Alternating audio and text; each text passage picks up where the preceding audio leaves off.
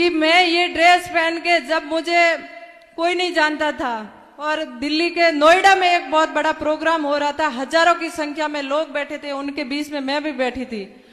मंच से एक मंत्री जी भाषण दे रहे थे।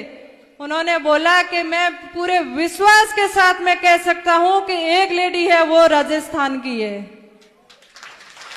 जिनके सिर पे पल्लू है।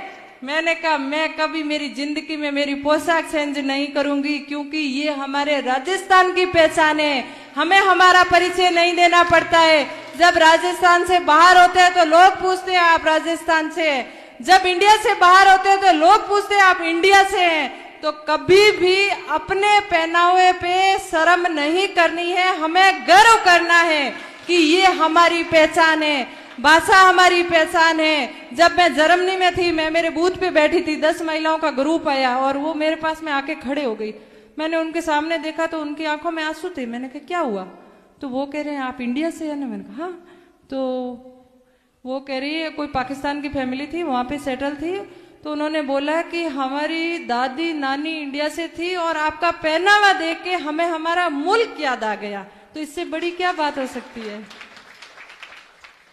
कहीं पे भी जाओ अपन कंफर्टेबल है अपने वेशभूषा में, क्योंकि ये हमारा गर्व है, गौरव है, इसको कभी नहीं भूलना है। आप भले कितने भी ऊंचाइयों तक चले जाओ, लेकिन अपने मूल को कभी मत भूलना, तभी हम हीरो बन पाएंगे। क्योंकि कभी कभी लगता है कि हम पहनावा चेंज करेंगे तो ही आगे बढ़ पाते हैं। और एक रीजन ये भी है कि जब मैं गांव में आती हूँ, मेरी बहनों के बीच में बैठती हूँ, तो उनको भी यही लगता है कि रूमा जी कोई और नहीं, रूमा जी हमारे बीच से ही गए हैं, रूमा जी ऐसा कर सकते हैं तो हम क्यों नहीं कर सकते हैं। तो ये उनका हौसला अफजाई भी होता है। तो हमेशा अपने पहनावे पे गर्व करना चाहिए।